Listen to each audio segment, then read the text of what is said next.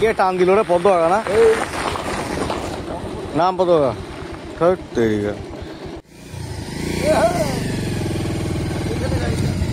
আসবে না, খাল আছে না? বহুত ফালতু লোক আছিস তুই পদ্ম আগা। হ্যাঁ এই যে হ্যাঁ, সামনে গাছ ফাছগুলো আসবে তো সোজা করেন কাকা, সোজা ওরকম সোজা না, এইরকম সোজা। রাস্তাটা মাঝখানে থাকবে, হ্যাঁ আর জিনিসটা সমান থাকবে, এরকম রাস্তা সোজা থাকবে। হ্যাঁ একদম যাবো এরকম।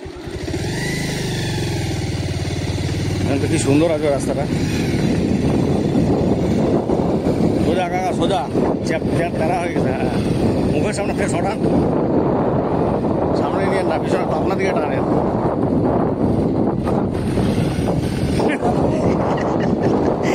বলবো কাকা বাদিকে চাপার হাতটা আপনার।